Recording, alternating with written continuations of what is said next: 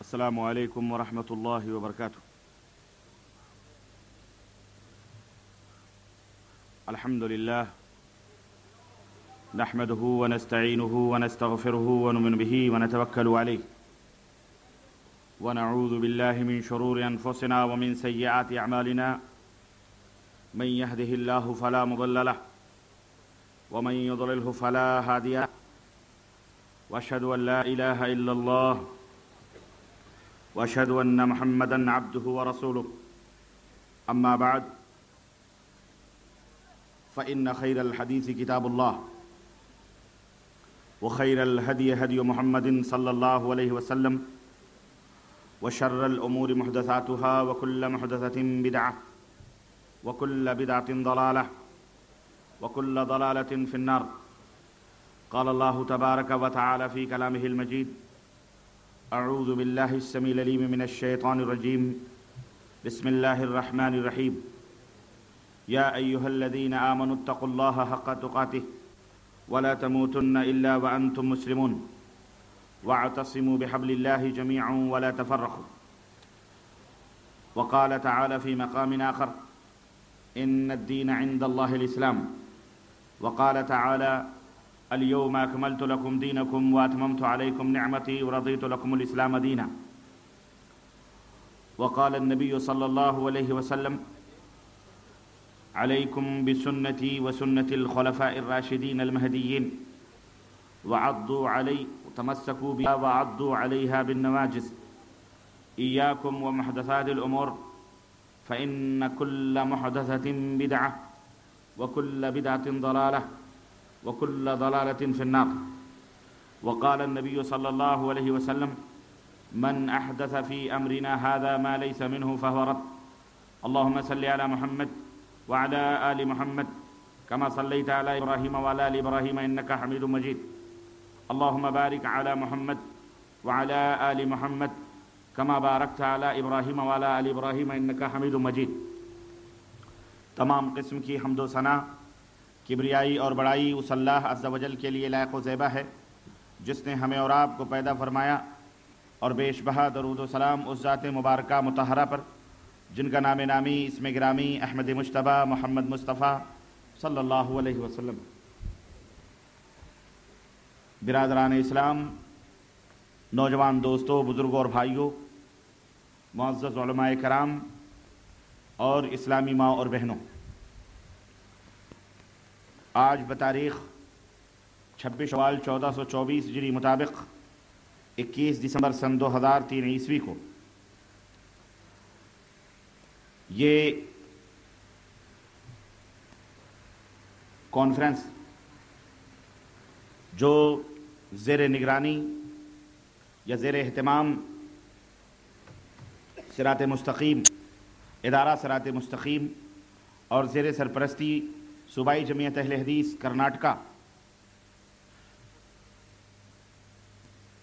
شہر شرور کے اندر جو یہ کانفرنس منعقد ہوئی ہے، اس میں مجھ ناچیز کو جو موضوع دیا گیا ہے وہ موضوع ہے اسلام بر صغیر میں یا ہند و پاک میں اس کی آمد کب اور کیسے. انشاءاللہ تبارک و تعالی تاریخی شواہد اور دلائل کی روشنی میں آپ حضرات کی خدمت میں اس موضوع پر گفتگو کرنے کی سعادت حاصل کر رہا ہوں. اللہ عز و جل سے دعا ہے کہ اللہ تبارک و تعالی ہمیں اور آپ کو کہنے اور سننے سے زیادہ عمل کی توفیق بخشے. آمین یا رب العالمین. مجھ سے قبل ناظم محترم، ناظم عمومی فضیلت الشیخ اصغر علی حفظہ اللہ، ناظم اعلیٰ مرکزی جمعیت اہل حدیث ہند سے آپ خطاب سماعت فرما رہے تھے، اور ان سے پہلے بہت سارے دیگر علماء کرام سے آپ نے مختلف موضوعات پر گفتگو سماعت فرمائی ہے. اس کے میرے بعد انشاءاللہ سوالات و جوابات کا سلسلہ شروع ہوگا. میں پہلے ہی عرض کر دینا مناسب سمجھتا ہوں کہ آپ حضرات میری گفتگو میں اگر کہیں کسی گوشے پر کمی رہ گئی ہو اس تعلق سے، یا آپ کے ذہن میں جو شکوک اور شبہات، جو ڈاؤٹس ہیں اسلام کے تعلق سے، منہج سلف کے تعلق سے، مسلک اہل حدیث کے تعلق سے، آپ اسے نوٹ کریں. انشاءاللہ تقریر کے بعد آپ کو پورا موقع ملے گا, سوالات و جوابات کی محفل ہوگی. ہر موضوع پر میری ماؤں بہنوں سے بھی التماس ہے کہ آپ بھی سوالات نوٹ کریں, اور انشاءاللہ تبارک و تعالیٰ ان کے جوابات تسلی بخش قرآن و سنت کی روشنی میں علم کی حد تک میں دینے کی کوشش کروں گا, اور دیگر علماء کرام دیں گے. اور جہاں مجھے علم نہیں ہوگا, مجھے یہ کہنے میں کوئی عار نہیں کہ اس بات کا مجھے علم نہیں. میرے عزیزوں, میرے دوستوں اور بھائیوں, فرد قائم ربط ملت سے ہے, تنہا کچھ نہیں. فرد قائم ربط ملت سے ہے, تنہا کچھ نہیں. موج ہے دریا میں, بیرون دریا کچھ نہیں. موج ہے دریا میں, بیرون دریا کچھ نہیں. اور ایک ہو جاؤ تو بن سکتے ہو خورشید مبین. ایک ہو جاؤ تو بن سکتے ہو خورشید مبین, ورنہ ان بکھرے ہوئے تاروں میں کیا بات بنے. برادران اسلام, نوجوان دوستوں اور بھائیوں, اللہ تبارک و تعالیٰ کا یوں تو ہمارے اوپر بے پایاں کرم اور اس کا احسان اور اس کی نوازش کہ اس نے ہمیں مختلف نعمتوں سے اس دنیا کے اندر نوازا ہے. یہ چاند, سورج, یہ زمین, یہ آسمان, یہ ہوائیں, یہ فضائیں, یہ تمام سب چیزیں اللہ نے فری ہماری سروس کے لیے, ہماری خدمت کے لیے مقرر فرمائی, جن کا نہ ہم کوئی بل پیمنٹ کرتے ہیں نہ ہم کچھ ان کو دیتے ہیں. یہ آکسیجن, یہ تمام سب چیزیں ہم فری استعمال کرتے ہیں, جو اللہ تبارک تعالیٰ نے ہماری صحت تندرستی کے لیے اس کو رکھا ہے. اور اس کے علاوہ بہت ساری نعمتیں ایسی ہیں کہ ان تعدوا نعمت اللہ لا تحصوها. رب ذوالجلال نے فرمایا کہ اگر تم میری نعمتوں کو شمار کرنا چاہو تو تم شمار نہیں کر سکتے. تمہاری جسم میں تمہارے ہاتھ, تمہارے پیر, تمہاری آنکھیں, تمہاری ناک, تمہاری زبان اور تمہاری انگلیاں, تمہارے جسم کے جوڑ, تمہاری ہڈیاں, سب کچھ اللہ تبارک و تعالیٰ کی نعمتوں میں سے ایک عظیم الشان نعمت ہے. اللہ تبارک و تعالیٰ نے ہمیں یہ نعمتیں عطا فرمائی ہیں, اور ہمیں حکم دیا ہے کہ تمہیں ہم نے یہ نعمتیں اس لیے عطا فرمائی ہیں کہ وما خلقت الجن والانس الا لیعبدون, میں نے انسان اور جنات کو صرف اپنی عبادت کے لیے پیدا کیا ہے. یہ زمین, یہ آسمان, یہ چاند, یہ ستارے, یہ سیارے, یہ فلک, یہ ہوائیں, یہ فضائیں, یہ گھٹائیں, یہ پہاڑیاں, یہ وادیاں, یہ پربت اور یہ جھیل اور یہ ندی, یہ نالے, یہ سمندر, یہ چرند اور یہ پرند, یہ حیوانات, یہ جانور, غرض دنیا کی تمام چیزیں. وَسَخَّرَ لَكُم مَّا فِي السَّمَاوَاتِ وَالْأَرْضِ, اللہ تبارک تعالیٰ نے تم انسانوں کے لیے مسخر کر دیا, یعنی یہ تمام سب چیزیں تمہارے لیے بنائی گئی ہیں. تم سب سے استعمال کرو جو حلال, کلوا من طیبات ما رزقناکم. رب ذوالجلال نے حکم دیا جو پاک اور حلال چیزیں انہیں کھاؤ اور انہیں پیو اور اپنی زندگی کو بہترین انداز سے گزارو. یہ اللہ تبارک تعالیٰ کا حکم ہے, بیان ہے, جو انسانوں کے لیے اللہ تعالیٰ نے اس دنیا کے اندر رکھے ہیں, جو پاک اور حلال چیزیں ہیں, ان کا حکم دیا ہے. میرے عزیزوں, لیکن ہماری پیدائش کا مقصد اللہ تبارک تعالیٰ نے عبادت و بندگی قرار دیا ہے, اور اسی عبادت و بندگی کے ڈھنگ اور سلیقے اور طریقے بتلانے کے لیے اللہ تبارک و تعالیٰ نے جہاں اور بہت ساری نعمتیں دنیا کی میں نازل فرمائیں, وہیں اللہ نے اسلام جیسی نعمت بھی ہمیں عطا فرمائی. اسلام ایک عظیم الشان نعمت ہے, جو تمام نعمتوں میں سب سے عظیم نعمت ہے. اللہ عز و جل نے قرآن کریم میں ارشاد فرمایا, الیوم اکملت لکم دینکم واتممت علیکم نعمتی ورضیت لکم الاسلام دینا, کہ آج میں نے تمہارے لیے تمہارے دین کو مکمل کر دیا ہے اور میں نے اپنی نعمت پوری کر دی. یہ اسلام مکمل ہو چکا ہے. اسلام جو عظیم الشان نعمت ہے, یہ کامل و مکمل ہے, یہ بنیاد ہے, یہ اساس. اے دنیا کے لوگوں, اے مسلمانوں, عورتوں اور مردوں, تمہاری یہ ذمہ داری ہے کہ تم اس کو اپنے دماغ میں بٹھا لو کہ اب دین اسلام میں کسی قسم کی کتر بیونت یا کسی قسم کی کمی اور بیشی نہیں ہو سکتی. عقیدہ ہو, اعمال ہو, اخلاق ہو, کردار ہو, کیریکٹر ہو, معاشیت ہو, ہر سیاست ہو, اقتصادیات ہو, ہر تمدن ہو, تہذیب ہو, کلچر ہو, ثقافت ہو, ہر قسم کی تعلیمات اللہ تبارک و تعالیٰ نے جو ہمارے لیے صالح اور جو ہمارے لیے نیک ہو سکتی ہیں, جو ہماری دنیا اور آخرت کے لیے بھلائی کا سبب بن سکتی ہیں, اللہ عز و جل نے اس اسلام کے اندر مکمل فرما دیا ہے. اب اس میں کمی اور بیشی کرنے کی کسی کو اتھارٹی اور کسی کو انٹرفیئر کرنے کا کوئی حق مداخلت کا حاصل نہیں.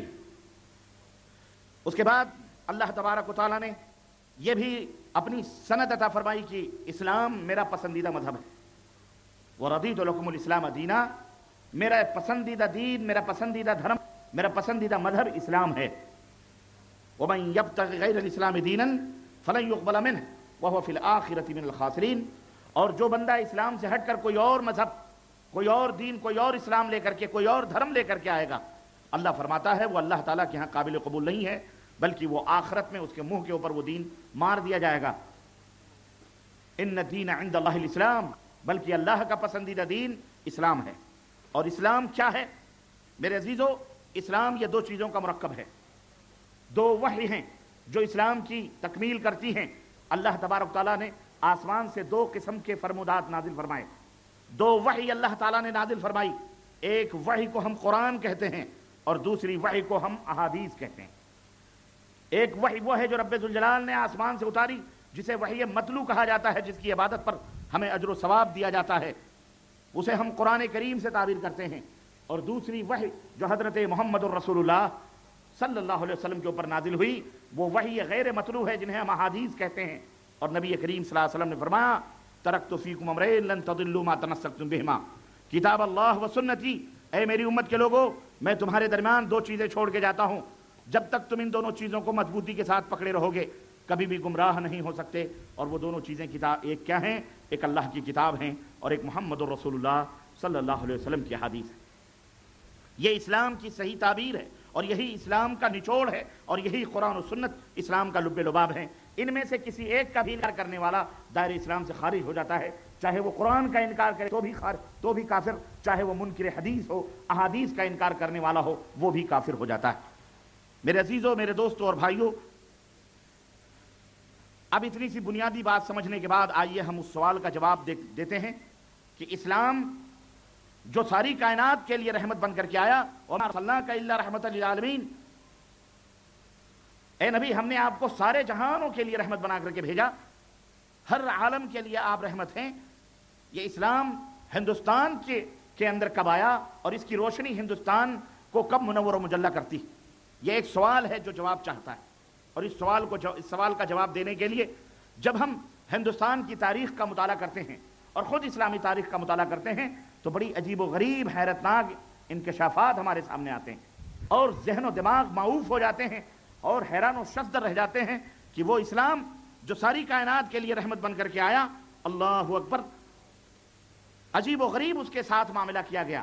اور اگر پرائے کرتے تو کرتے، اگر غیروں نے یہ معاملہ کیا تو کیا، ان کی کوئی بات نہیں، لیکن افسوس تو اس بات کا ہوتا ہے کہ ہمارے اپنے مسلمان بھی، مورخین بھی، مفکرین بھی اور اپنے آپ کو بہت بڑے علامہ اور نہ جانے کیا کیا کہنے والوں نے بھی اسلام کے ساتھ عجیب و غریب رویہ اختیار کیا۔ اسلام کی تاریخ، اسلام کی پیدائش یوں تو حضرت آدم علیہ السلام سے لے کر شروع ہوئی ہے اور سارے نبیوں اور سارے رسولوں کا دین اسلام رہا ہے۔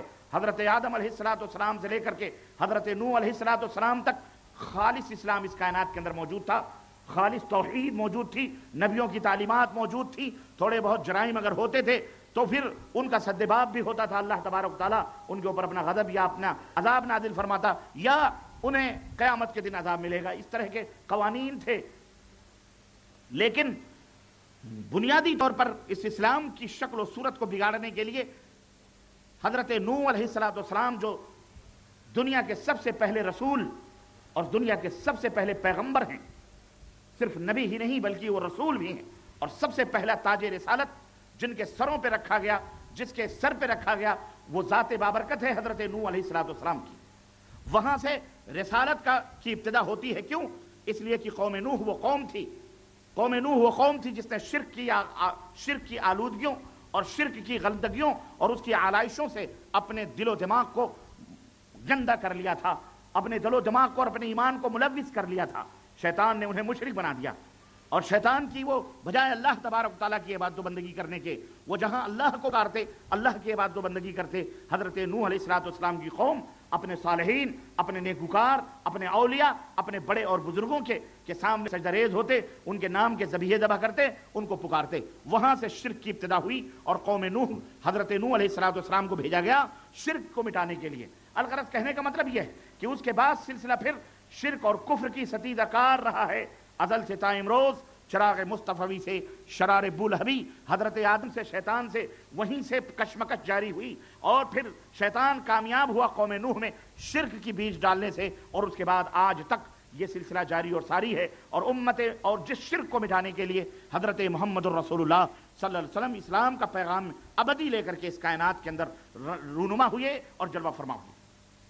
اور پھر تاریخ ہمیں بتلاتی ہے کہ نبی کریم صلی اللہ علیہ وسلم کے زمانے میں اسلام کی شعائیں، اسلام کی روشنیاں چہار داغ عالم میں پھیلنے لگی اور نبی کریم صلی اللہ علیہ وسلم کے صحابہ ادھر ادھر بکھرنے لگے، یہاں تک کہ نبی کریم صلی اللہ علیہ وسلم کی وفات کے بعد وفات تک ایک طویل، ایک کثیر آبادی حجاز، نجد اور دیگر عرب سے نکل کر باہر بھی اسلام اور مسلمانوں کا ایک قافلہ جو ہے یمن اور روم اور فارس اور کہاں کہاں سے آ کر کے اسلام سے فیضیاب ہوتا رہا. اور نبی کریم صلی اللہ علیہ وسلم کے شاگرد، نبی کریم صلی اللہ علیہ وسلم کے صحابہ جہاں بھی جاتے تجارت یا کسی سیاحت کی غرض سے وہاں اسلام کی دولت لٹاتے ہوئے جاتے اور لوگ مسلمان ہوتے جاتے. ہندوستان کے اندر اسلام کب آیا، اس کی ابتدا کہاں سے ہوئی، میں اس کا جواب دوں گا اور ضرور دوں گا انشاءاللہ تبارک تعالیٰ. تاریخ کے صفحات شاہد ہیں اور دلائل بھی موجود ہیں اللہ کے فضل و کرم سے، بلکہ کون کون لے کر کے آئے یہاں تک کی تفصیلات موجود ہیں. لیکن ہمیں افسوس ان مفکرین اسلام اور یا مفکرین ملت اپنے بھارتی علماء کے اوپر ہوتا ہے کہ جنہوں نے اسلام کے اس حقیقت کو نہ جانے کن وجوہات اور کن اسباب کی بنا پر اس کو نظر انداز کیا یا نظر انداز کر کے جان بوجھ کر شعوری یا غیر شعوری طور پر اس حقیقت کو امت مسلمہ کے سامنے، بالخصوص ہندوستانی مسلمانوں کے سامنے، بر صغیر کے مسلمانوں کے سامنے اس حقیقت کو سامنے نہیں رکھا. یہ بڑے افسوس کی بات ہے اور حیرت ہوتی ہے کہ جب کہ اس کے اندر بڑے بڑے علماء موجود ہیں. میرے عزیزوں، میرے دوستوں اور بھائیوں، ایک بات ہمیشہ یاد رکھیں کہ جب بھی کوئی قوم اپنی تاریخ کو بھلا دیتی ہے، اپنے ماضی سے جس کے رشتے کو کاٹ دیا جائے، یا اپنی قوم اگر قوم اپنے ماضی، اپنے آبا و اجداد کے طور اور طریقے اور ان کے اتحاد سے واقف نہ ہو، اگر کسی قوم کو برباد کرنا ہے یا کسی قوم کو مٹانا ہے تو اس کا سب سے آسان طریقہ یہ ہے کہ اس سے اس کے ماضی کا رشتہ کاٹ دیا جائے یا اس کی زبان اس سے چھین لی جائے. اور آج دنیا کے اندر یہی ہو رہا ہے کہ مسلمان جو اپنے ماضی سے جڑا ہوا تھا، جس کی تاریخ، جس کا اتہاس قرآن کریم اور احادیث رسول اللہ صلی اللہ علیہ وسلم کا مجموعہ آج زبانوں سے بے زبان کر دیا گیا. عربیت سے دوغلا پنی کا دنیا نے ثبوت پیش کیا اور اس طرح سے رشتے مسلمانوں کے ڈائریکٹ قرآن اور احادیث سے کاٹ دیے گئے اور پھر مختلف اپنے اپنے زبانوں میں اس کی تفاسیر اور اس کی تفصیلات بیان کی گئیں اور پھر ان کتابوں کے اندر زہر گھولے گئے اور ایسے زہر گھولے گئے کہ ان زہر کے اثرات آج ہم امت مسلمہ کے اندر بڑی ہی شدت کے ساتھ محسوس کرتے ہیں. کاش مسلمانوں کا رشتہ ان کے اپنے آبائی زبان سے ہوتا، ان کے اپنے نبی کی زبان سے ہوتا. اللہ رب العزت نے جس زبان میں کلام اللہ کو عربی زبان میں نازل فرمایا، کاش اس زبان میں ہوتا تو شاید امت اتنی گمراہیت کا شکار نہ ہوتی. ڈائریکٹ وہ قرآن و سنت کو سمجھ سکتی اور ڈائریکٹ وہ قرآن و سنت سے استفادہ کر سکتی. لیکن افسوس کہ کچھ شر پسندوں نے اس طرح کی حرکتیں کی. تو میں عرض یہ کر رہا تھا، قوم کو مٹانا ہے، کسی قوم کی اتہاس کو ختم کرنا یا قوم کو اس کے ماضی، اس قوم کو اس کے آبا و اجداد سے اس کے رشتے کو توڑنا ہے تو اس کے ماضی کو اس کو چھین لیا جائے، اس کی زبانوں کے اوپر قدغن لگا دی جائے، اس کی تاریخ کو مسخ کر کے اس کے سامنے پیش کر دیا جائے. وہ قوم تھوڑی ہی عرصے گزرے گی کہ وہ دنیا سے نیست و نابود ہو جائے گی، صفحہ ہستی سے اس کا وجود ختم ہو جائے گا، مٹ جائے گا. اور اس حقیقت کو عملی جامہ، یہ ایک حقیقت ہے، اور اس حقیقت کو عملی جامہ پہنانے کے لیے دشمنان اسلام ہمیشہ اسلام اور مسلمانوں کے خلاف ہر دور میں پروپگنڈے کرتے رہے اور اسلام کی تاریخ سے تلاعب کرتے رہے، کھیل کود کرتے رہے، مذاق کرتے رہے اور اسلامی کتابوں سے بھی مذاق کرتے رہے. اور اس کی وجہ کیا تھی، اس کا سبب، ان کا مقصد یہ تھا تاکہ وہ اپنی گندگی، تاکہ ان کی اپنی گندگیوں پر پردہ پڑا رہے اور وہ لوگ اسلام اور مسلمانوں کو گمراہ کرتے رہیں اور اس طرح سے اپنے مقاصد کو حاصل کرتے رہیں. کہیں ہمارے ہندوستان کے اندر بھی یہی سازش کی گئی اور اسی سازش کی بنا پر آج آپ کے رشتے کو ماضی سے کاٹ دیا گیا اور نہ جانے کن بھول بھلائیوں کے اندر آپ کو ڈال دیا گیا. اب آپ سے جب اس قسم کا سوال ہوتا ہے تو آپ وہی بتاتے ہیں جو آپ کے مسجد کے ممبر و محراب سے آوازیں اٹھانے والے یہ برے علماء اور مفاد پرست مولوی جو اسلام کو کھوکھلا کر رہے ہیں، جو وہ کہتے ہیں وہی آپ بھی رٹ رہے ہیں، کیونکہ آپ کو نہ پڑھنے کا شوق ہے، نہ آپ کو لکھنے کا شوق ہے، نہ آپ کو اپنے اسلام سے کوئی رشتہ اور تعلق، نہ محبت ہے، نہ الفت ہے، نہ آپ کو کسی اور چیز سے محبت ہے. بلکہ آپ کو اگر محبت ہے تو چند روٹیوں سے اور چند بلڈنگوں سے، چند ایکڑ زمینوں سے اور چند محلوں سے اور چند دکانوں سے دنیا کی رنگینیوں میں آج مسلمان کھویا ہوا اور قرآن اور سنت سے بیزار، اللہ اور اس کے رسول کی تعلیمات سے اعراض کرتے ہوئے اور اپنی منمانی، اپنی طبیعت، بس تھوڑا سا اسلام کا لیبل لگایا اور تھوڑا سا علماء سے رابطے پیدا کیے اور ٹوپی وغیرہ لگا کر کے وقت بوقت مسلمان بن گیا اور نمازیں پڑھنی با خلاص بھئی یہ سمجھ لیا کہ یہی اسلام ہے اور یہی مسلمان. میرے عزیزوں، میرے دوستوں اور بھائیوں، بر صغیر کے اندر اسلام کیسے آیا اور کب آیا اور کیوں آیا؟ قبل اس کے کہ میں اس سوال کا جواب دوں، آئیے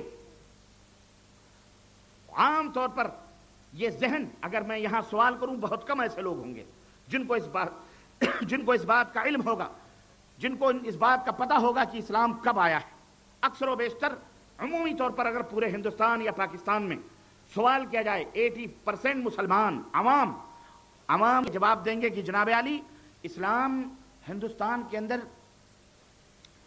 فلانے بزرگ لے کے آئے، اسلام ہندوستان کے اندر فلانے صوفی صاحب کی رہین منت ہے، اسلام فلانے حضرت بندہ نواز کا محتاج ہے، اسلام حضرت خواجہ غریب النواز لے کر کے آئے. عام طور پر یہی مزاج ہے کہ نہیں ہے؟ بولو، یہی مزاج ہے کہ نہیں مزاج؟ کہ اجمیر کے خواجہ معین الدین چشتی آئے، اپستھت ہوئے اجمیر کی دھرتی پر راجستھان کے اندر، اور اس دور کا جو راجہ تھا اس سے بحث ہوئی اور وہ انا ساگر تالاب اور پھر وہ قصہ اور پھر واقعہ، اور اس کے بعد حضرت نماز پڑھنے لگے. جب دائیں طرف سلام پھرا السلام علیکم رحمت اللہ، تو 90 لاکھ یا 90,000 ادھر مسلمان ہو گئے، اور جب بائیں طرف پھیرا تو 90 لاکھ ادھر مسلمان ہو گئے. ہم نے کہا اللہ یہ جھوٹ کہاں سمانے والا ہے؟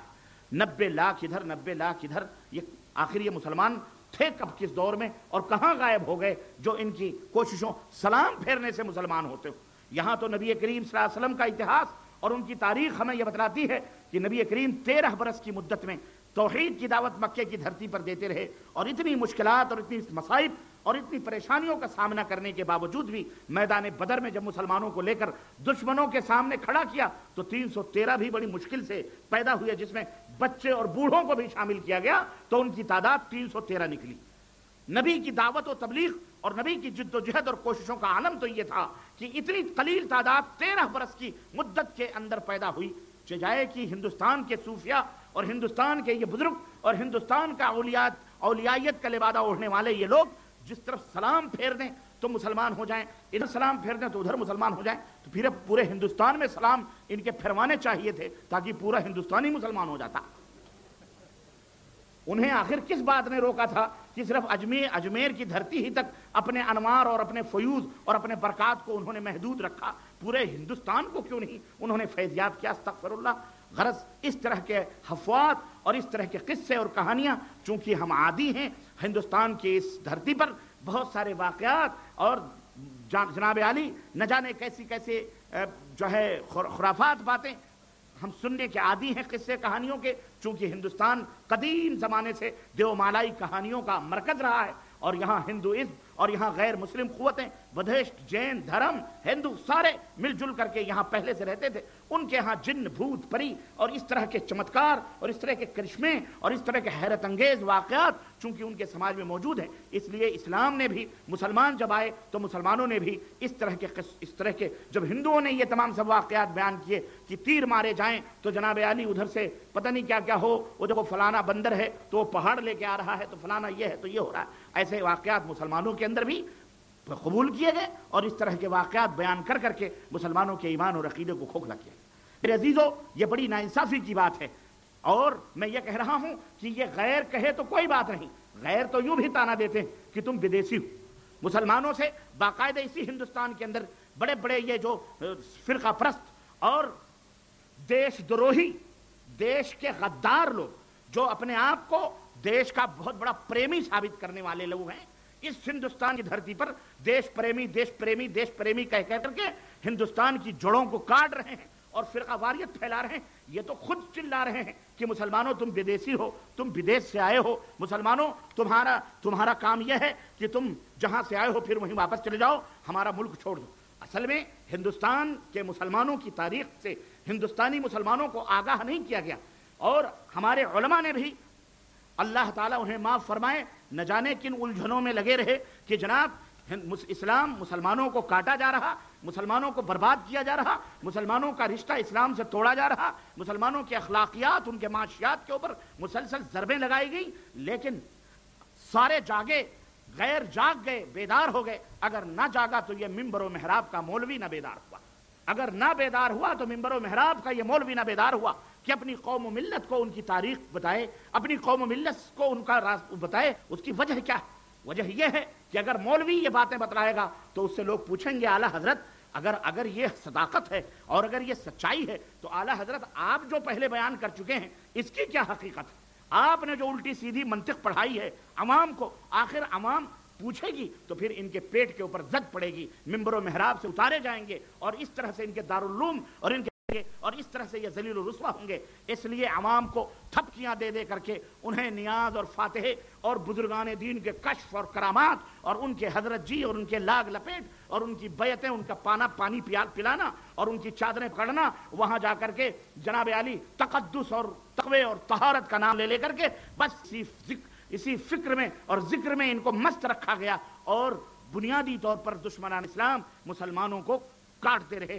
ختم کرتے رہے اور ان کے رشتوں کو اسلام سے توڑتے رہے. لیکن یہ مولوی بیدار نہ ہوا. میرے عزیزوں، میرے دوستوں اور بھائیوں، اب وقت آیا ہے عام مسلمانوں کی بیداری کا. اب وقت آیا ہے کہ تم اپنے تاریخ کو جانو. کیوں؟ بہت سو چکے اور ابھی تو ایک ملک گیا، دوسرا ملک گیا اور نہ جانے کتنے ممالک اب اسلامی دشمن ہضم کرتے جائیں گے اور تمہیں بالکل ایسے ہی ہضم کر لیا جائے گا جب بڑے بڑے اسلام جیسے اسلام جس میں خالص مسلمان سارے مسلمان تھے، جب کفار اور مشرکین نے اس کے اوپر دھاوا بول کر کے جب اس کو لے لیا تو تم ہو ہی کتنے تعداد میں، اور جو ہو بھی اللہ علامہ والحفیظ جتنے اپنے ملک میں ہو بھی ان کا بھی اگر اونٹ رے اونٹ تیری کون سی کل سیدھی والا معاملہ ہے. ہم مسلمان جتنے ہندوستان میں ہیں ہماری حالت تو ایسی ہے کہ اونٹ رے اونٹ تیری کون سی کل سیدھی. ہم ہیں بھی ہندوستان کے اندر تقریباً 30-35 کروڑ کی تعداد میں، جبکہ دشمن ہمیں 12 کروڑ ہی سمجھ رہا. آج تک 12 کروڑ ہی رہے. آج تک اتنا سب بڑھنے کے باوجود بھی ہم 12 کروڑ ہی ہیں. ہمیں سمجھ نہیں آتی یہ کیا چکر ہے. ایک آدمی نے شادی کی، پتہ ہے آپ کو؟ جب اس نے شادی کی تو اس نے کہا آپ کی عمر کتنی ہے؟ کہا 30 سال. پھر اس کے بعد 2-3 سال کے بعد پھر شادی کی تو پوچھا گیا تیری عمر کتنی ہے؟ کہا 30 سال.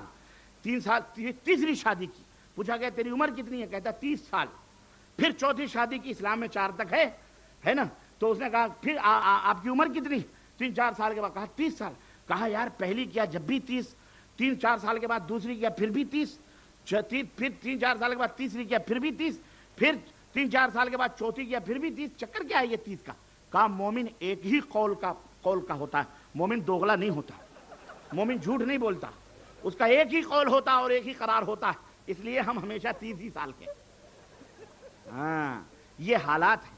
یہ اعلیٰ حضرت، یہ ہمارے ہندوستان کے یہ جو کچھ لیڈر فسطائی طاقتیں فرقہ پرست جو اسلام اور دوسروں کے درمیان، مسلمانوں کے درمیان اور غیر قوموں کے درمیان فتنے جگاتے ہیں، یہ ان کا آج سے 20-25 برس پہلے بھی ہم سنتے رہے 12 کروڑ اور آج بھی 12 کروڑ ہیں، جبکہ الحمدللہ ہماری تعداد 30 اور 35 تک پہنچ چکی ہے. لیکن یہ کہا اس لیے جا رہا ہے تاکہ تمہارے وجود کو دھیرے دھیرے ختم کیا جائے. اور مسلمانوں، میں نے بتایا کہ مقصد یہ ہے کہ ہم اگر 25-30 کروڑ بھی ہیں تو اس 30 کروڑ کا فائدہ کیا ہے؟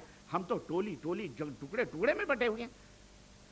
ہماری مسجد ایک شہر میں ایک نہیں ہو سکتی، ملک تو بڑی دور کی بات رہی. ایک ضلع میں ایک مسجد یعنی متحد ہو کر کے ہم نہیں رہ سکتے، ایک پلیٹ میں کھانا نہیں کھا سکتے ہم. جناب عالی ایک ساتھ ایک مجلس میں بیٹھ نہیں سکتے ہم. اگر بیٹھے بھی تو نہ جانے کیا کیا دلوں کے اندر لے کے بیٹھے. اب اتنی بڑی کانفرنس ہو رہی، ہزاروں کی تعداد ہے ماشاءاللہ، لیکن نہ جانے دلوں کے اندر لوگوں کو کیا کیا واہمے ہوں گے کہ آج پتہ نہیں کیا کرے گا یہ، آج پتہ نہیں کیا ہوگا. کچھ نہیں ہوگا. ارے یہ ذمہ دار اسٹیج ہے مسلمانوں. یہاں سے جو بات کہی جائے گی وہ یا تو رب کے قرآن کی ہوگی یا محمد الرسول اللہ کے فرمان کی ہوگی. بے فکر ہو کے بیٹھو. یہاں کسی کے افسانے یا کسی کی کہانیاں یا کسی کے قصے نہیں بتلائے جاتے. ہم جو بات کرتے ہیں اور یہ حقیقت بتلانا چاہتے ہیں کہ اہل حدیث ایک اسٹیج ذمہ دار اسٹیج ہوتا ہے. آج اس جماعت کو دنیا والوں نے ہمیشہ ہر جگہ تان و تشریح کا نشانہ بنایا. اور جس طرح حضرت محمد الرسول اللہ صلی اللہ علیہ وسلم کے زمانے میں نبی کی دعوت کو توڑنے کے لیے اور نبی کی دعوت کے سامنے دیواریں کھڑی کرنے کے لیے کفار و مشرکین نے نبی کو بدنام کرنے کی کوشش کی اور نبی کی دعوت کو ختم کرنے کی کوشش کی.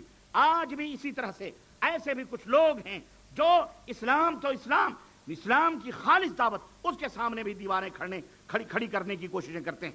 میں نے جہاں بھی میں گیا ہوں، جس طرف میں گیا، آج اس دورے کے اندر 11 دن تک میں آندھرا پردیش کے دورے پر، لیکن مجھے افسوس ہوا کہ میرا نام سن کر کے نہ جانے کیوں ان کے جسموں کے اندر کپ کپاہٹ پیدا ہو جاتی۔ یہ مسلمان ہیں، یہ روباہیوں کی اور گیدڑوں کی شکل و صورتیں کیوں اپناتے ہیں؟ انہیں کیوں تکلیف ہوتی ہے؟ ہمارے اپنے ہیں کلمہ پڑھنے والے، لیکن ڈی ایس پی کے سامنے، جناب علی پولیس آفیسر کے سامنے ہاتھ جوڑ کر کے جا کر کے مائی باپ ربانی آ رہا ہے، یہ ہو جائے گا، معلوم ہوتا کوئی طوفان آ رہا ہے۔ ہاں ہم طوفان ہیں اور جانتے ہیں کہ یہ آتا ہے تو قرآن و سنت کے سامنے دنیا سجدے ریز ہو جاتی ہے۔ قرآن و سنت کی مٹھاس اور اس کی شیرنی ایسی جادوگری ہے رب کے کلام میں اور میرے نبی کے فرمان میں کہ اگر کوئی مسلمان سادہ دل بالکل تعصب کی چادروں کو پھاڑ کر کے تار کر کے ہماری آوازوں کو سنتا ہے، الحمدللہ وہ قرآن و سنت کا متبع اور پیروکار ہو جاتا ہے۔ وہ بندوں کی غلامی سے نکل کر ایک اللہ کی غلامی کو قبول کرنا گوارا کرتا ہے، 1000 لوگوں کی غلامی کو قبول کرنا گوارا نہیں کرتا۔ اس لیے سب کے دلوں میں نہیں ہلچل ہوتی، کچھ ایسے پیٹ کے پجاری برے لوگ ہیں، برے علماء ہیں، اور ان برے لوگوں کے کچھ چمچے ہیں، کچھ چمچے عوام میں ہیں، عوام سب نہیں، کچھ چمچے جو بھاجی اور پکوڑی ان کے ساتھ بیٹھ کے کھاتے ہیں، چائے پیتے ہیں، ان کی جوتا اٹھاتے ہیں، ان سے ان کا مفاد وابستہ ہے، وہی لوگ بدکتے ہیں۔ عوام بیچاری ان کو پتہ ہی نہیں، انہیں اللہ اور اس کے رسول کا کلام چاہیے، انہیں اللہ رسول کی بات چاہیے۔ میں عرض یہ کر رہا ہوں، اور یہاں بھی یہ شرور کے اندر اتنی بڑی کانفرنس ہو رہی، یہاں بھی سازشیں رچی گئیں، اور یہاں بھی اس جلسے کو، اس کانفرنس کو ختم کرنے کے لیے مجھے خبر دی گئی، نہ جانے کیسی کیسی سازشیں کی گئی۔ تھوڑے دیر پہلے وہ تالاب کے اندر پتہ نہیں کیا کر دیا گیا، پوری پبلک ادھر بھاگ گئی۔ کون ہے یہ کون کرتا ہے؟ یہ شیطانی لوگ، شیطانی فطرتوں کے لوگ۔ سنو، اگر جواب نہیں دے سکتے، رب کے قرآن اور محمد الرسول اللہ صلی اللہ علیہ وسلم کے فرمان کے سامنے ٹک نہیں سکتے، اور یقیناً نہیں ٹک سکتے ہو، تو توبہ کرو اللہ تعالیٰ سے اور شیطان کے ان چولوں کو باہر پھینکو۔ ایک دن مرنا ہے اور رب ذوالجلال کے دربار میں حاضر ہونا ہے، اور وہاں نہ کوئی جماعت کام آئے گی، نہ کوئی فرقہ کام آئے گا، نہ کوئی گروہ کام آئے گی، اور نہ ہی کوئی پیر کام آئے گا، نہ کوئی ملی نہ ملا، نہ کوئی شیخ نہ حضرت، نہ کوئی کتابچی نہ کوئی کتابچہ وہاں کام آئے گا، تو رب کا قرآن کام آئے گا، محمد الرسول اللہ صلی اللہ علیہ وسلم کا فرمان کام آئے گا۔ یہ اپدیش ہے، یہ پیغام ہے جو میں پوری دنیا کو دے رہا ہوں، اور کہہ رہا ہوں لوگوں کی غلامیاں نہ کرو، کرنی ہے تو مدینے والے کی غلامی کرو، کرنی ہے تو محمد الرسول اللہ صلی اللہ علیہ وسلم کے چوکھٹ کے غلام بنو، نبی کے باتوں کے محافظ بنو، نبی کے اسلام کے لائے ہوئے کہ اس کے تم محافظ بنو، اس کے باڈی گارڈ بنو، اور جب تم اس کے باڈی گارڈ بنو گے اللہ تمہاری حفاظت کرے گا۔ ہاں، جب تم اس کے باڈی گارڈ بنو گے، دین اسلام کے محافظ بنو گے، اللہ تمہاری حفاظت کرے گا۔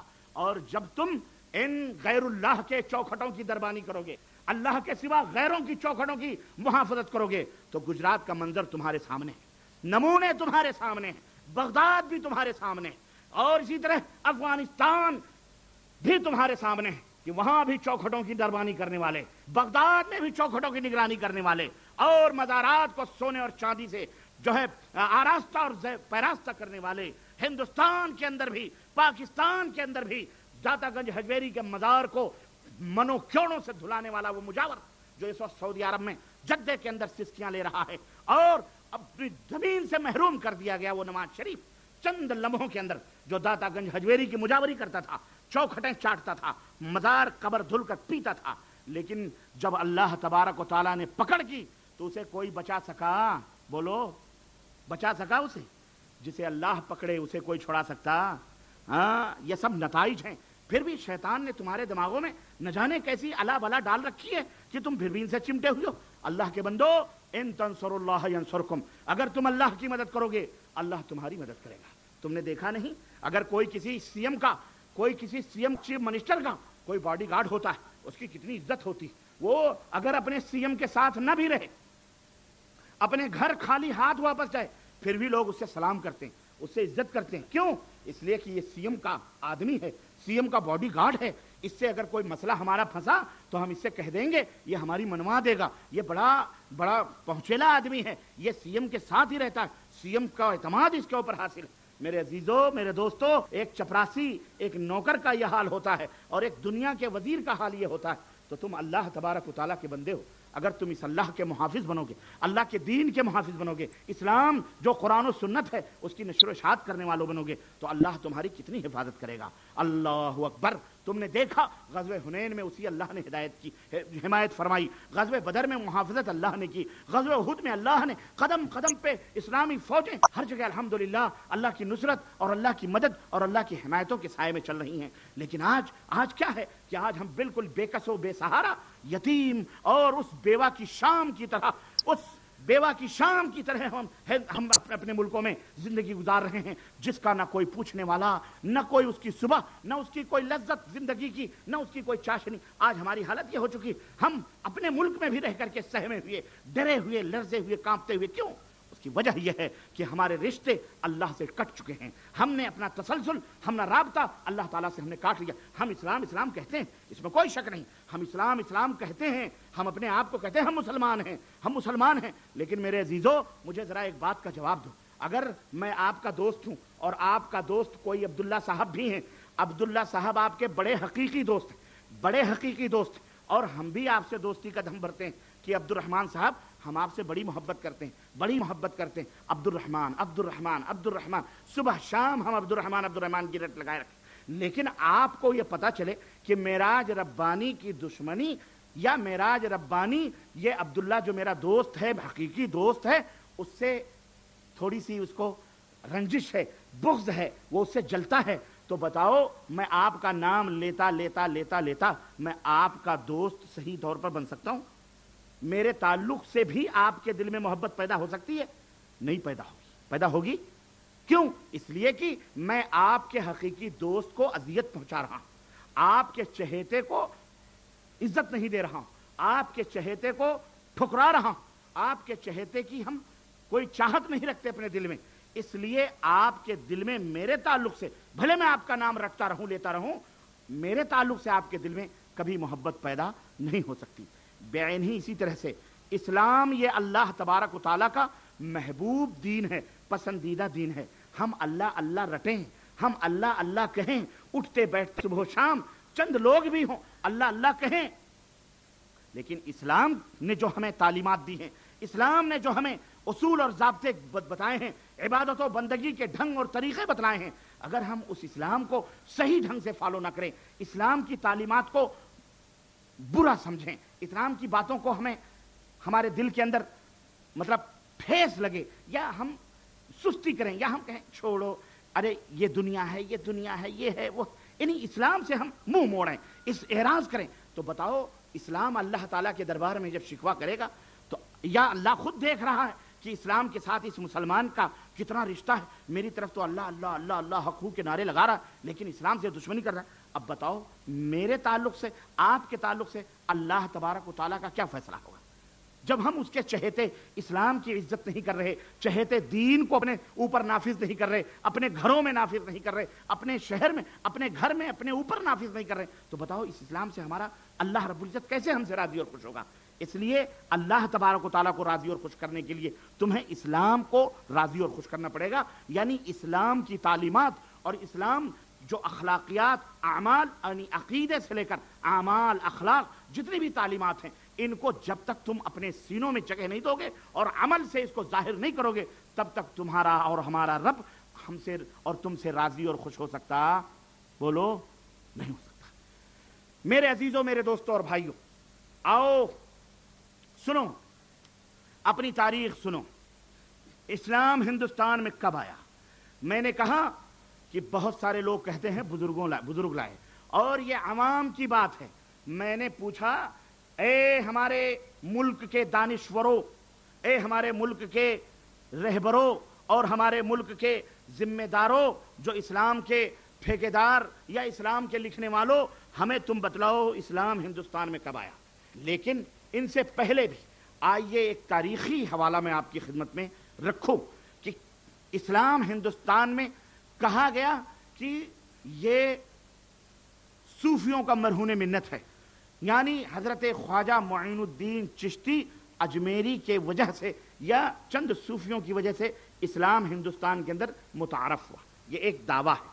یہ کس نے کہی یہ بات پہلے؟ تاریخی طور پر اس کا ہم پتہ لگائیں.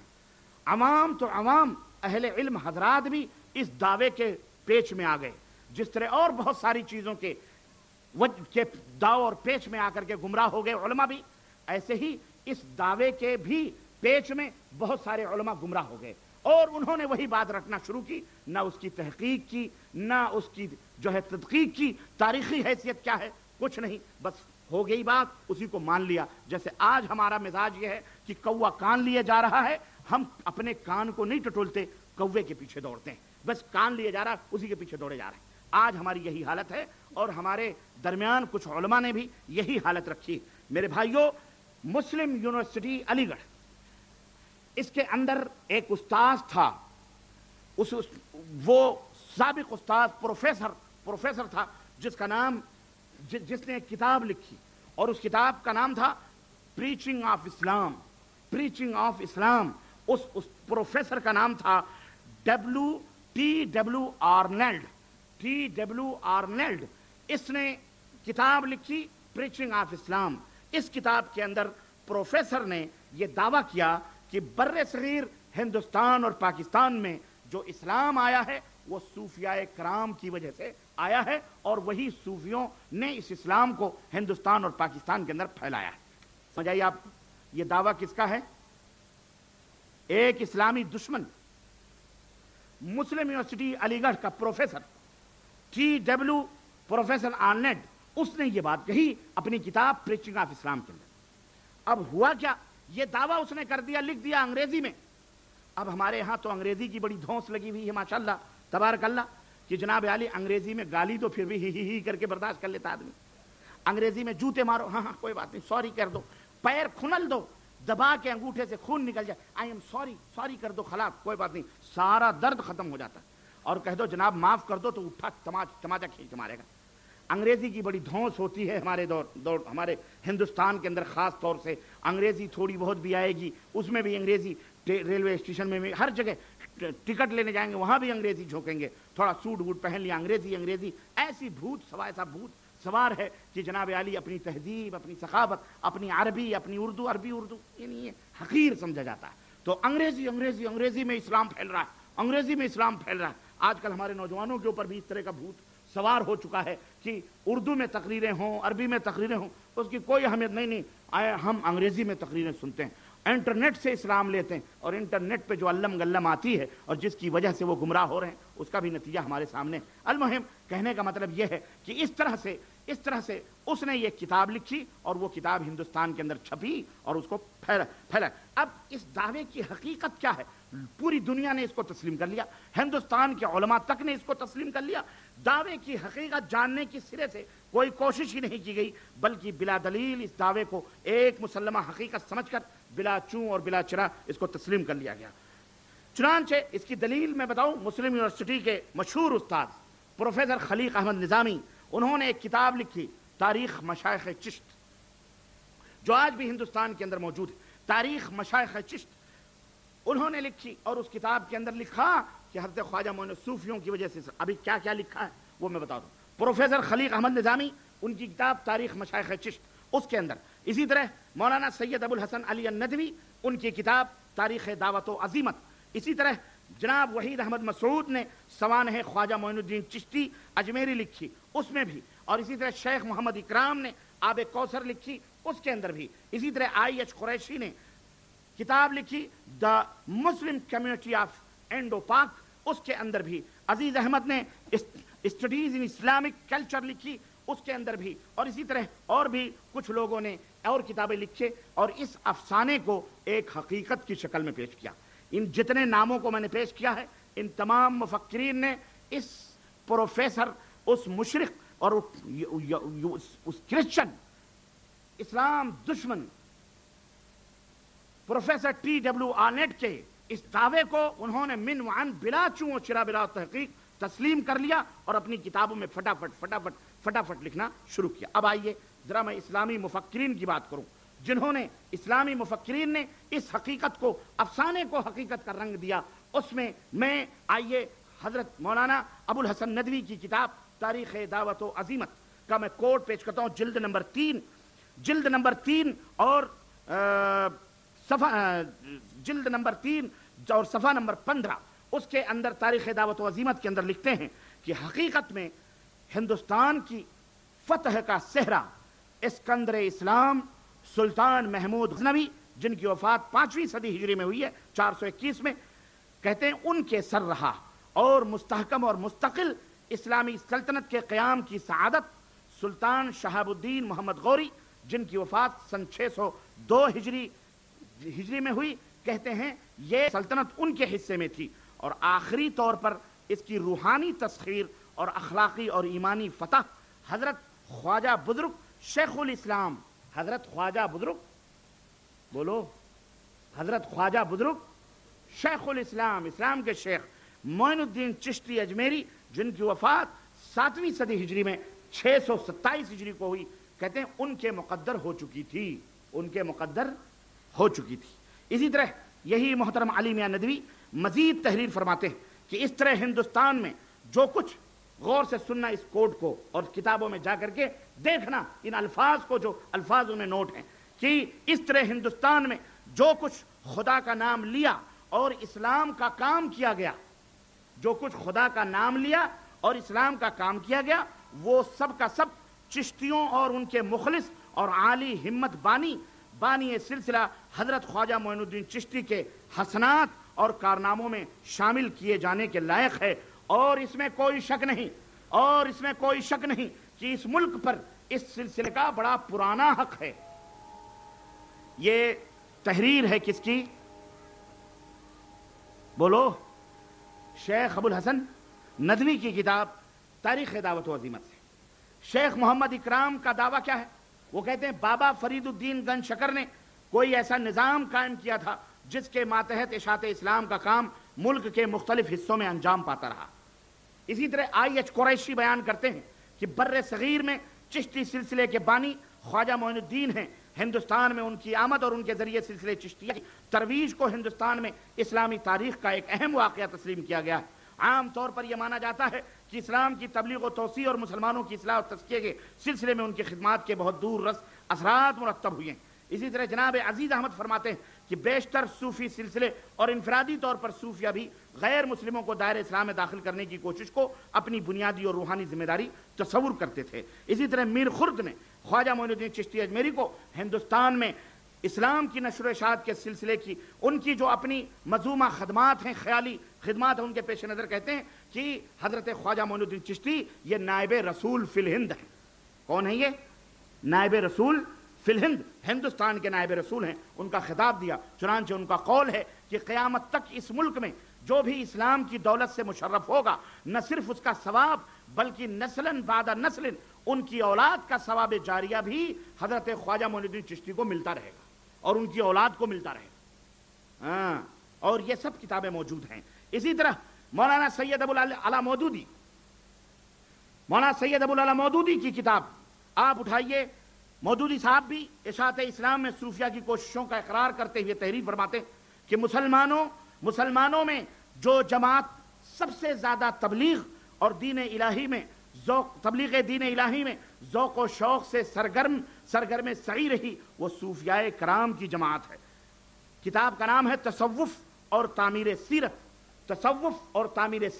صفحہ نمبر 102 میرے عزیزوں، میں یہ تمام اسلامی مفکرین کے اقوال میں نے آپ کی خدمت پیش کیے ہیں۔ جو پروفیسر آرنلڈ ٹی ڈبلو جو سابق پروفیسر تھا مسلم یونیورسٹی علی گڑھ کا، اس کے اس دعوے کو انہوں نے من وعن تسلیم کرتے ہوئے اپنی کتابوں میں لکھنا بغیر کسی تحقیق اور بغیر کسی تدقیق کے شروع کر دیا کہ اسلام ہندوستان میں صوفیوں کی وجہ سے آیا، اسلام ہندوستان میں خواجہ معین الدین لائے، اسلام ہندوستان، پورا تفصیل اب دیکھ لیں، آپ کے پاس پوری تفصیلات ہیں، یہ حقائق ہے۔ اب ایک عوام علماء جب یہ بات بیان کریں گے تو ان کے سننے والی جو آڈینس عوام ہوگی وہ بھی یہ کہیں گے ہاں بھائی ہمارے علماء بتلا رہے ہیں، باخلاص انہوں نے کتابوں میں لکھی، صوفیوں نے پھیلایا، اب پیچھے جانے کی کس کو ہمت ہوگی؟ اب آئیے میں بتاؤں، یہ جتنی بھی باتیں کہی گئی ہیں یہ میرا دعویٰ نہیں، تاریخ کا دعویٰ ہے کہ ایسا کہنا کہ اسلام صوفیوں کی وجہ سے آیا ہے، ایسا کہنا کہ اسلام انہوں نے پھیلایا ہے، ایسا کہنا کہ اسلام ان کی وجہ سے ہندوستان اور پاکستان میں پھیلا ہے، نہ صرف یہ حقیقت کا مذاق اڑا ہے بلکہ تاریخ اسلام کے اس تابناک اور روشن چہرے کو، اس کے اوپر کالک پوتنی ہے جو اسلام اس ہندوستان کے اندر آیا، اس روشن دروازے کو، اس روشن باب کو گمنامی میں دفن کر دینے کے مترادف ہے۔ میرے عزیزوں، میرے دوستوں، تاریخ اور سیرت کی کتابیں ان کے گہرائی سے مطالعہ کرنے کے بعد یہ بات اظہر من الشمس ہو جاتی ہے اور واضح ہو جاتی ہے۔ جس طرح سورج نکلا ہے، سورج واضح ہے، اسی طرح سے یہ حقیقت بھی واضح ہو جاتی ہے کہ ہندوستان کے اندر اسلام ان صوفیوں کا مرہون منت نہیں، اسلام ان صوفیوں کی وجہ سے نہیں آیا، بلکہ اسلام اس ہندوستان کی دھرتی پر، اللہ اکبر، آؤ اب ہم تمہیں بتلاتے ہیں تقدیر امم کیا ہے اور کس طرح سے ان کا پول کھلتا ہے۔ اسلام، مسلمانوں، ہندوستان کے اندر نبی رحمت صلی اللہ علیہ وسلم کی وفات کے ٹھیک 4 برس کے بعد، نبی کی وفات کے ٹھیک 4 برس کے بعد حضرت عمر فاروق اعظم رضی اللہ تعالیٰ عنہ کے زمانے میں سن 14 ہجری کے اندر اسلام ہندوستان میں اس کے مجاہدین بھڑوچ، ڈوبھیل اور اسی طرح مہاراشٹرا جو تھانہ اور کلیان ہے وہاں پر توحید کے پرچم لہرا چکے تھے۔ کون سی ہجری میں؟ بولو، کون سی ہجری میں؟ یاد رکھنا اس حقیقت کو، اس تاریخ کو یاد رکھنا، اور اسے کوئی مائی کا لال انکار نہیں کر سکتا۔ کتنی ہجری میں اسلام ہندوستان کے اندر آیا؟ سن 14 ہجری میں، نبی کریم صلی اللہ علیہ وسلم کی وفات کے بعد۔ اور یہ اسلام لانے والے ابھی میں بتاؤں گا کون لوگ تھے، کیونکہ ندیوں سے پانی کے مزوں کا پتہ چلتا ہے کہ نہیں؟ ندیوں سے پانی کے تالاب جیسا ہوتا مچھی بھی، بولو ہاں ماشاءاللہ۔ بھٹکل اور شرور اور منگلور اور سرسی، یہ قرب و جوار کے لوگ مچھلی کھانے میں ایکسپرٹ ہیں، سمندر قریب ہے، اس لیے میں نے مچھلیوں کی بات اچانک آ گئی، ہے کہ نہیں؟ ماشاءاللہ مچھلی ملے چاہے کچھ ملے نہ ملے، تو مچھلیوں کے اندر جو لذت ہوتی ہے پانی کی وجہ سے وہ لذت بھی تبدیل ہوتی۔ سمندر کی مچھلی کی لذت الگ، آپ کے تالاب کے مچھلی کی لذت الگ ہوتی۔ ایسے ہی میں اسلام جو آیا ہے کس برتن میں آیا ہے نا، برتن کی وجہ سے اس کا ذائقہ بھی چینج ہوتا ہے۔ تو کون جیسا برتن، جیسا کلو انائن یترشح بما فیہ، مثل مشہور ہے کہ برتن کے اندر جو ہوتا ہے وہی ٹپکتا ہے، برتن کے اندر جو ہوتا ہے وہی ٹپکتا ہے۔ تو آؤ ہم تمہیں بتاتے ہیں میرے عزیزوں کہ ہندوستان کے اندر جو اسلام سن 14 ہجری کے اندر آیا اور پھر اس کے بعد میں کس طرح سے یہ کون لے کر کے آیا، میں ان کی بھی تاریخ آپ کے، چنانچہ ابو زہرہ یعنی اور بہت ساری اس کی جو ہے وہ ہیں، میں اس میں نہیں جانا چاہتا۔ 1 صدی ہجری سے ہم ابتدا کرتے ہیں۔ کہاں سے؟ اسلام کی 1 صدی ہجری، وہاں سے ہم ابتدا کرتے ہیں کہ اسلام لے کر کے کون لوگ آئے اور کیسے آئے۔ بر صغیر ہندوستان اور پاکستان کے اندر 1 صدی ہجری کی ابتدا میں جو اسلام آیا وہ کتاب و سنت والا اسلام تھا۔ سن 1400 ہجری میں قال اللہ اور قال الرسول، اخبرنا اور حدثنا کے جافدہ کلمات سے باقاعدہ ہندوستان کے یہ لوگ متعارف ہو چکے تھے 1 صدی ہجری میں، 1 صدی ہجری میں۔ اور صوفیہ کب آئے اس ہندوستان کے اندر؟ بولو، صوفیہ کب آئے اس ہندوستان کے اندر؟ صوفیہ کب آئے اس ہندوستان کے اندر؟ نہیں معلوم؟ نہیں کہہ دو 1 صدی ہجری میں آئے، کہہ دو، کہنے میں کیا ہے؟ ہاں، صوفیہ کب آئے اس ہندوستان کے اندر اور وہ کیا لے کر کے آئے، کیا لے کر کے آئے وہ بھی میں آپ کو بتاتا ہوں۔ 1 صدی ہجری میں سن 14 نبی کریم صلی اللہ علیہ وسلم کی وفات کے ٹھیک 4 برس کے بعد اخبرنا اور حدثنا کے کلمات سے ہندوستان کی فضائیں گونج رہی تھیں۔ اور صوفیہ کب آئے؟ صوفیہ 5ویں صدی ہجری میں، 5ویں صدی ہجری کے اندر صوفیہ ہندوستان کے اندر اپستھت ہوتے ہیں۔ آپ کہو گے صوفیہ کوئی دوسری قوم ہے یا کوئی دوسری نسل ہے؟ ہاں، یہ دوسری نسل ہے۔ یہ کون سی نسل ہے؟ بولو، یہ اسلام والی نسل نہیں ہے، یہ اس کا ڈانڈا اسلام سے نہیں ملتا۔ اگر اور بعض لوگ ملانے کی کوشش بھی کرتے ہیں، اللہ کے نبی صلی اللہ علیہ وسلم نے احسان کا درجہ حدیث میں بتلایا کہ احسان یہ ہے کہ اعبد اللہ کأنک تراہ، اللہ کی عبادت کرو جیسے کہ تم اللہ کو دیکھ رہے ہو، اور اگر یہ نہ ہو فإنہ یراک، تو کم از کم تم اسے دیکھ رہے ہو اللہ کو۔ لوگوں نے کہا یہی احسان جو نبی کے دور میں تھا، یہی تصوف، یہی کیا ہے؟ آخر تصوف بھی تو اللہ کو دیکھنے اور مجاہدہ اور یہ کرنے کی باتیں کرتے ہیں۔ ہم نے کہا اگر یہ تصوف اسلام ہے اور یہی تصوف احسان ہے تو بھیا ہمیں معاف کرو، اللہ اور اس کے رسول نے اپنے لیے اور اپنی عبادت کے لیے، اپنے دین کے لیے جس لفظ کو پسند کیا ہے اسی لفظ کو رہنے دو۔ اگر یہ اسلام ہے تو اسلام ہی رہنے دو، اسے تصوف کا نام مت دو۔ اور اگر یہ تصوف اسلام نہیں ہے، اسلام کے خلاف ہے، اسلام کے الٹا ہے، تو پھر ہم ایسے تصوف کو مسلمان اسلام ماننے کے لیے تیار بولو نہیں۔ میرے عزیزو، 5ویں صدی کے اندر صوفیہ ہندوستان کے اندر آتے ہیں اور صحابہ کرام کی پہلی جماعت جو اپنے قول و عمل سے احادیث مصطفیٰ صلی اللہ علیہ وسلم سے مزین اور آراستہ تھی، وہ جماعت علم حدیث سے وہ خود بھی متعارف تھے اور ہندوستان کو انہوں نے روشناس کروایا۔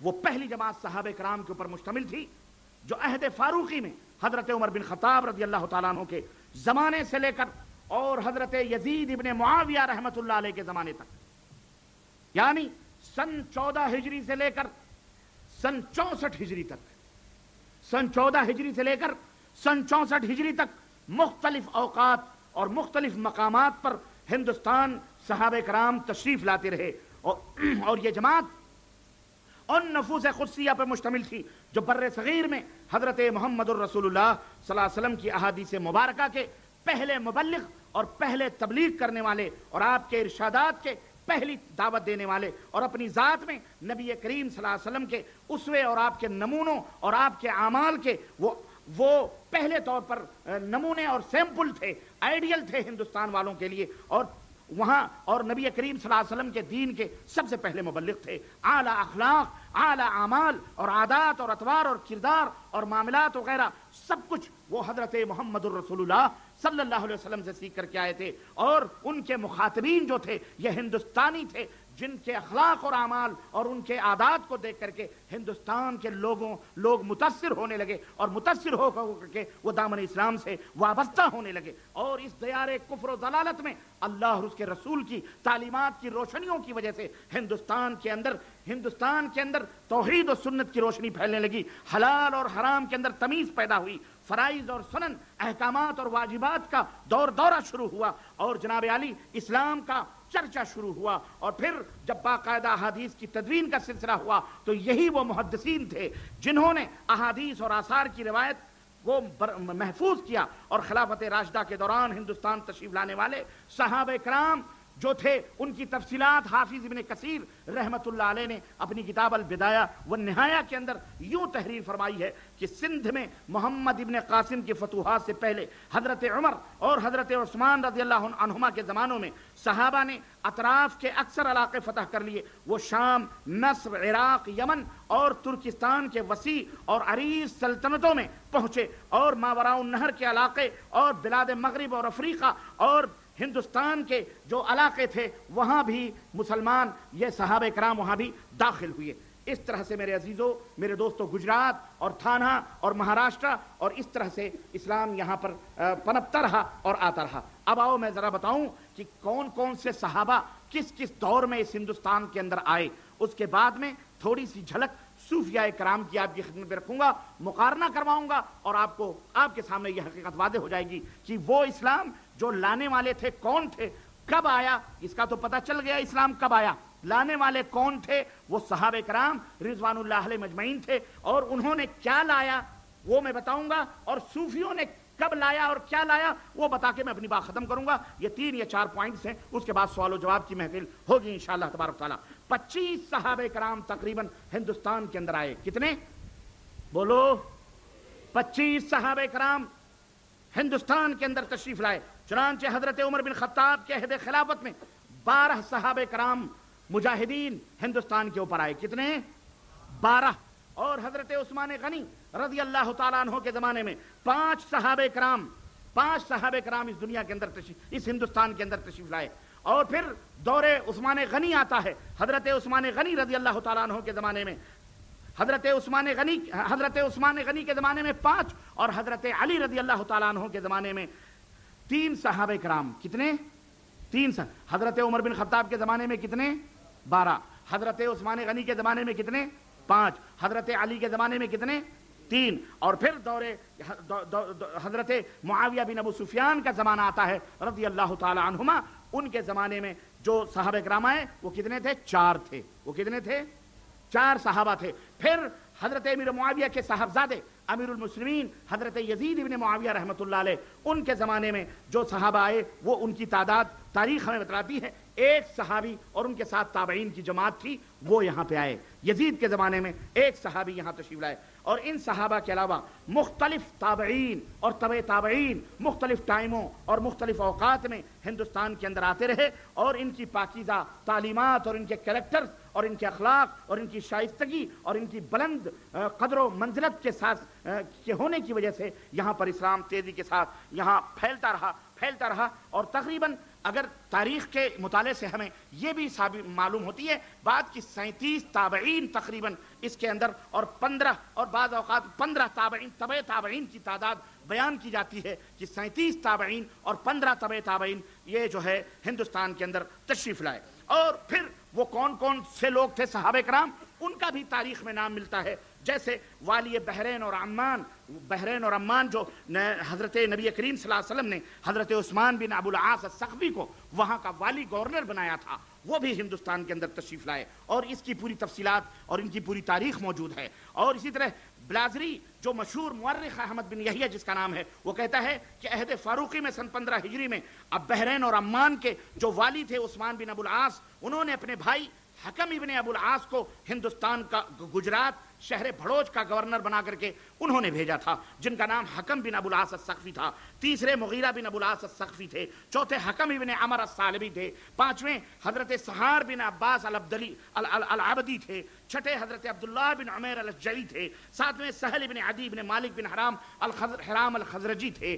اور اسی طرح عبداللہ بن عتبان حضرت عاصم بن عمر التمیمی حضرت ربی بن زیاد الحارثی حضرت عبید اللہ بن معمر بن عثمان التیمی القرشی اور اسی طرح سے جناب علی حضرت مجاشع بن سعود بن ثعلبہ السلمی حضرت سنان بن سلمہ بن محبق الحزلی حضرت عبد الرحمن بن سمرہ بن حبیب الابشمی القرشی اور اسی طرح سے حضرت منذر بن جارود العبدی حضرت عمر بن عثمان بن سعادت تیمی حضرت تمیم الداری. یعنی تقریباً یہ 25 صحابہ کی طویل فہرست تاریخ ہمیں بتلاتی ہے کہ جو ہندوستان کے اندر تشریف لائے اور انہوں نے اپنے علم سے اور اپنے عمل سے اس دنیا کو منور و مجلہ کیا اور ہندوستان کو قرآن و سنت سے آشنا کیا. اور اس کے بعد تابعین کرام جیسے ہشام بن عامر الانصاری المدنی محلب ابن ابو صفرہ اور اسی طرح اور دیگر تابعین تبع تابعین یہاں آتے رہے اور دین اسلام کی نشر و اشاعت اور اس کی تبلیغ کرتے رہے اور یہاں میرے عزیزوں میرے دوستوں اور بھائیوں دین اسلام کو پھیلاتے رہے. اب یہ تو تفصیلات ہیں ہمارے سامنے ان لوگوں کی جو صحابہ